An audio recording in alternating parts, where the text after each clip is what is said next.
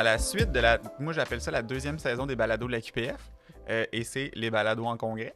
Oui. Donc, notre premier épisode hier était avec Rosiane et Marie-Hélène à la suite de leur atelier en syntaxe et ponctuation, fait qu'on voulait revenir là-dessus. Et on a décidé aussi de revenir sur notre conférencière d'ouverture, donc notre conférence d'ouverture avec Priscilla Boyer, professeure à l'UQTR en didactique du français. On voit qu'on a une thématique dans nos premiers épisodes. Oui. Puis je voulais juste qu'on discute de ce que tu avais abordé dans ta conférence d'ouverture. Donc, ton mandat avait été de juste réfléchir à l'enseignement de la grammaire avant de lancer les activités. Puis tu nous as donné le titre « Jardiner le chaos ». Fait qu'on pourrait déjà partir de là. Pourquoi ce titre, si on parle d'enseignement de la grammaire? Oui, c'était jardiner dans le chaos. Oui, parce que c'est vraiment mon impression après 20 ans. Le fait d'avoir eu l'invitation pour faire une conférence d'ouverture m'a obligée à réfléchir au genre. C'est pas un genre traditionnel de communication. Et c'est vraiment...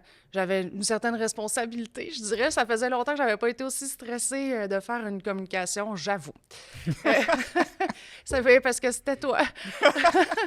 Mais en fait, ça m'a obligée à réfléchir puis à revenir sur ma carrière. Parce que dans le fond, quand on demande de faire une conférence d'ouverture à quelqu'un, c'est parce que cette personne a une certaine expérience, sinon expertise, disons, dans un champ. Et ça fait 20 ans que j'enseigne la didactique de la grammaire à l'université. Ça fait 25 ans que j'enseigne la grammaire. Oui, parce que aussi au secondaire avant Exactement. ça. Et puis, c'est ça, quand je suis rentrée à l'époque, là, comme enseignante en 98, 2000, on avait une effervescence. Là. Il y avait le nouveau programme de 95 qui venait d'arriver. Il y avait toute une réflexion sur la grammaire. Il y avait eu un pré-congrès de la QPF à l'époque là-dessus. On publiait des articles. Il y avait des livres récents qui venaient de paraître en 96. Il y avait vraiment une effervescence autour du sujet. Puis moi, ça me plaisait. C'était ça mon intérêt. Donc, je suis rentrée là-dedans vraiment à pieds joints. Puis, ça s'est étiolé avec le temps. C'est la lecture qui a repris le dessus, l'écriture. On est allé vers d'autres champs. D'ailleurs, la QPF n'avait plus jamais refait de pré-congrès sur la grammaire en 20 ans. C'est pas peu dire. Et la situation aujourd'hui, elle est très différente de quand je suis rentrée dans le milieu. T'sais, à l'époque, on ne pouvait pas avoir de poste. Là. On n'avait pas de contrat quand on finissait l'université. On était chanceux là, quand on réussissait à se placer dans les commissions scolaires. Ils viennent chercher nos étudiantes quand ils n'ont pas terminé encore aujourd'hui. Donc, mon sentiment, c'est que on a tellement travaillé patiemment depuis 20 ans à développer des pratiques, à intervenir dans des milieux, à former des nouvelles enseignantes à l'université. Un espèce de jardin là, qu'on construit tranquillement. Là. Je pense que pour être une bonne enseignante en grammaire, ça prend vraiment du temps parce que contrairement aux autres aspects du français là, que je dénigre pas du tout, là, c'est complexe enseigner la lecture, l'écriture aussi, mais la dimension grammaticale, c'est qu'il y a un corps de notions à développer, puis des connaissances à avoir sur la grammaire. Puis c'est pas si facile que ça, en fait. Qu'on soit en grammaire traditionnelle ou en grammaire rénovée, là, c'est pas facile la langue. Et donc, ça prend du temps à maîtriser cet objet-là, puis l'enseigner. Et là, j'ai l'impression qu'il y a une telle perte d'expertise dans les milieux que c'est comme si on avait eu, là, pour faire une image, une pluie, là, comme au mois d'août. Une bonne grêle, là, les récoltes sont finies. C'est ça, exactement, une pluie diluvienne, là, fini, puis on regarde le champ dévasté, puis on se dit, mon Dieu, quel travail qu'il me reste encore à faire. Va falloir semer des graines encore, va falloir planter pour le futur en se disant, on peut pas baisser les bras. Tu sais, c'était aussi un autre aspect de la communication que je tenais vraiment à souligner, c'est que la société a décidé qu'il y avait une responsabilité dans l'enseignant du français, mais même l'accessibilité aux études postsecondaires repose sur la maîtrise de l'orthographe, en particulier.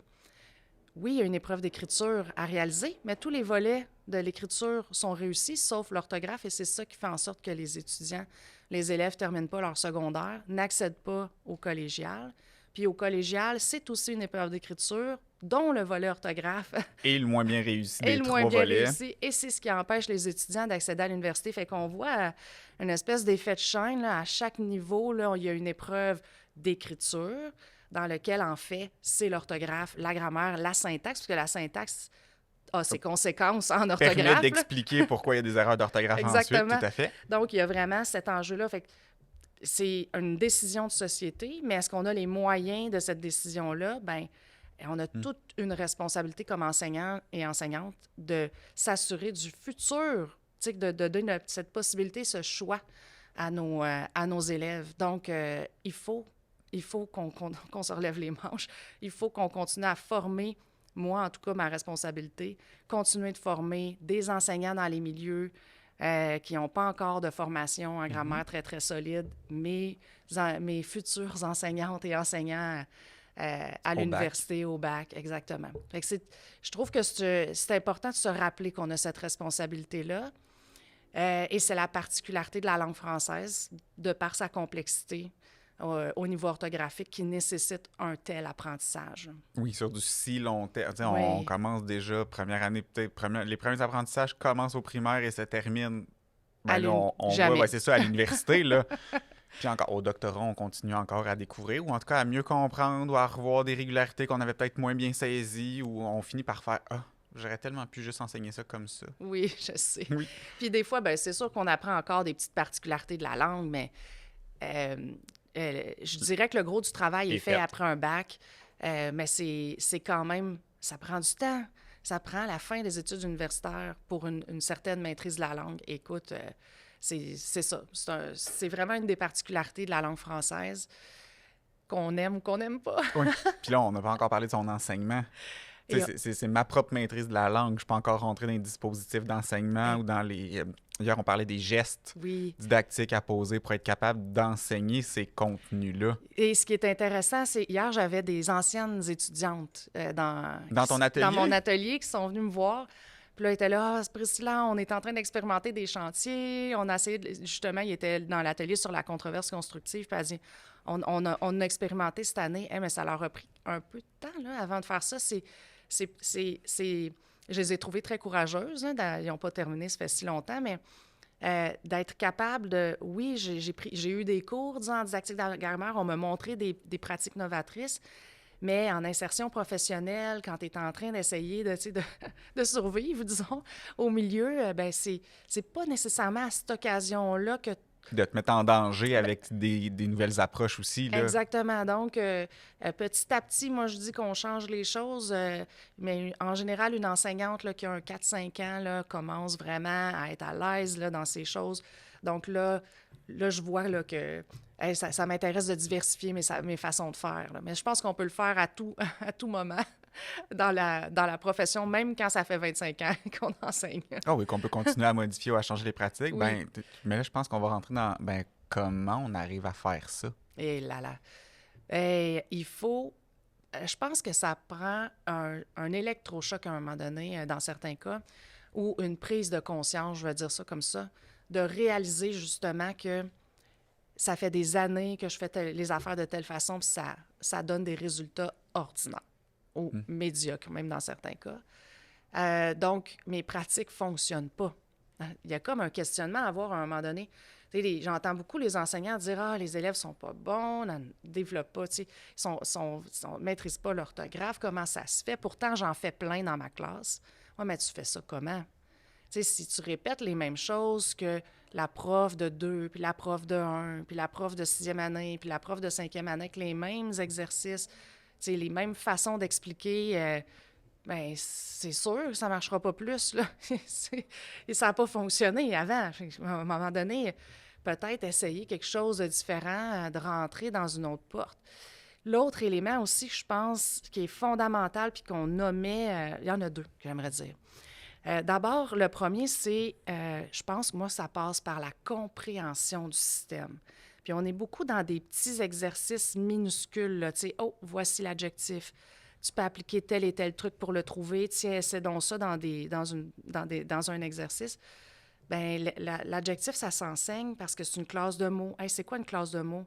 Ça occupe des fonctions et les groupes syntaxiques, ça occupe des fonctions, les groupes syntaxiques, comment ça s'organise. Puis c'est au fur et à mesure que l'élève comprend le système de la langue Mhm. qui finit par dépasser le petit stade là, des premiers apprentissages d'orthographe, disons, là, puis de réussir à aller vers quelque chose d'une compréhension un peu plus complexe. Fait que moi, je pense que ça, c'est la clé, qu'on l'oublie parfois parce qu'on est souvent pressé par le temps, par les examens, les épreuves du ministère, puis on se dit « Ah, mon Dieu, ils savent même pas c'est quoi un sujet. » Oui, là, comment je vais me rendre à accorder le verbe correctement Oui, avec le sujet. exactement. Là, on a l'impression que... Mais c'est pas vrai qu'ils savent pas c'est quoi un sujet, mais il faut les aider à réactiver ces connaissances-là puis les mobiliser. L'autre aspect que je trouve qu'on oublie aussi, souvent à l'enseignement grammatical en particulier, c'est que c'est plate. Non, mais pour vrai, je l'entends. C'est plate. Ah, ça me tente pas, je suis obligée de le faire. Il y a des enseignants qui trouvent ça super plate faire ça. C'est comment tu veux que tes élèves trouvent ça intéressant? Alors qu'en fait, pour moi, on a oublié que ça pouvait être intéressant, amusant même, qu'on pouvait essayer des pratiques dans lesquelles c'était plus dynamique, les élèves sont debout, ils ont des cartons, manipulent, ils bougent les phrases, ils argumentent, ils essaient de justifier pourquoi, ils défendent une réforme orthographique X, Y, Z. On peut les engager, on peut faire des activités aussi plaisantes qu'on pourrait le faire en écriture ou en lecture. Lorsqu'on met les cahiers d'activités grammaticales de côté ou lorsque ça sert que de consolidation, puis qu'on travaille autre chose, on peut avoir du plaisir à le faire dans des activités différentes, mais aussi par la découverte. Genre, oh mon Dieu, je viens de comprendre quelque chose. Ouais, je pense que.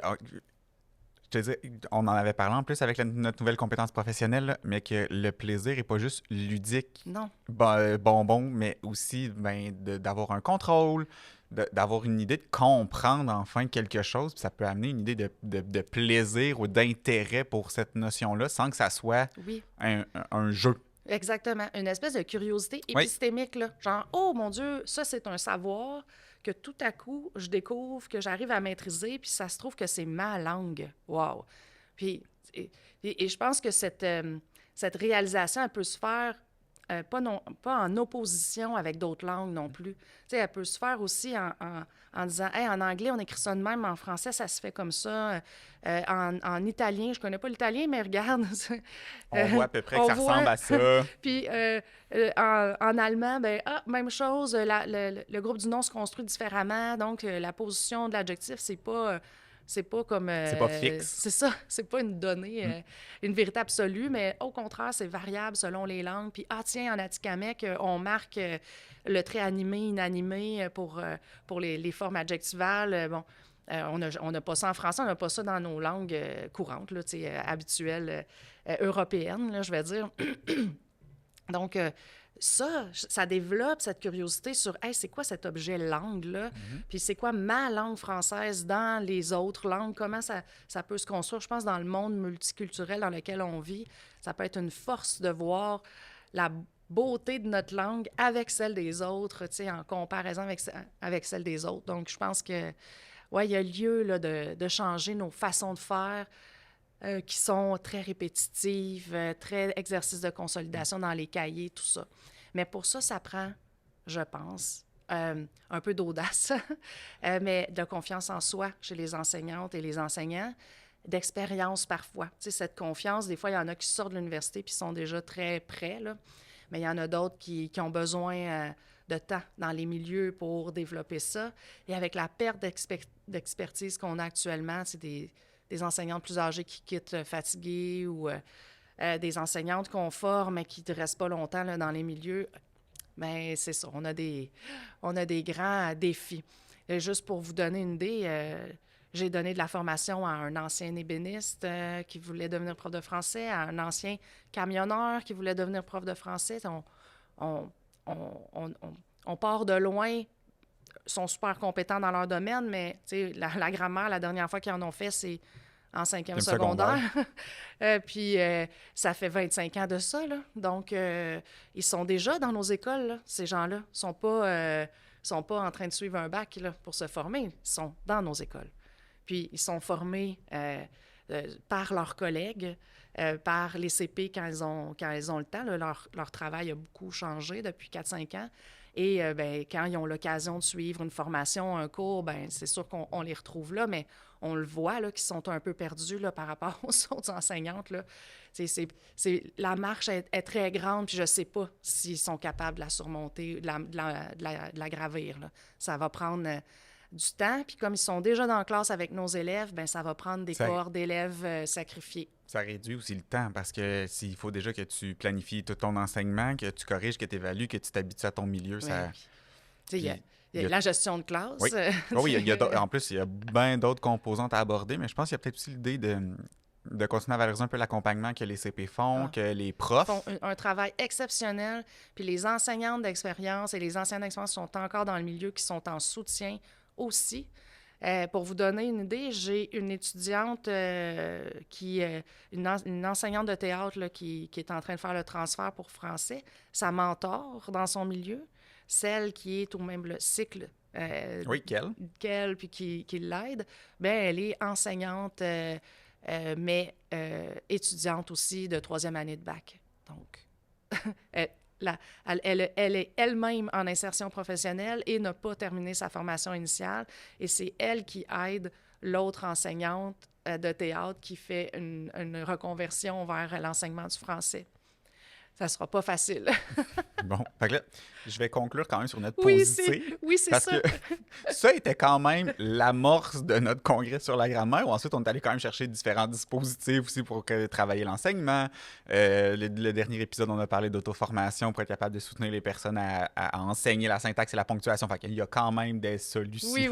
Puis en fait, elles existent. Là, je suis vraiment d'accord. Puis je voulais pas terminer sur cette note dans la conférence. Pour moi, c'est important quand même de lancer les travaux positivement, d'où l'idée de jardinage, d'où l'idée aussi de se relever les manches, de continuer le travail et aussi d'être capable et en mesure de répondre aux enseignants qui sont découragés, de dire « Ah, ça bouge pas, mais non, attends, là. » D'abord, c'est normal que ça prenne du temps apprendre le français parce que tous les milieux francophones, tout le monde, c'est jusqu'à l'université. Donc, donnons-nous la mesure de ça, là.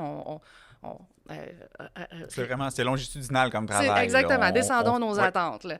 Mais aussi, il existe d'autres choses. As-tu essayé d'autres choses dans ta classe? Est-ce que tu as essayé des pratiques qui fonctionnent? Il y en a des pratiques qui fonctionnent. La recherche l'a démontré. Puis en plus, il va y avoir du plaisir à faire ces pratiques-là. Donc, pourquoi ne pas changer d'air un peu? Là? Là, tu vois, on a une belle conclusion positive. Puis merci. D'avoir discuté ce matin de ta conférence d'ouverture. Je voulais vraiment revenir là-dessus. Puis, on continue le congrès. Absolument. Salut! Au revoir!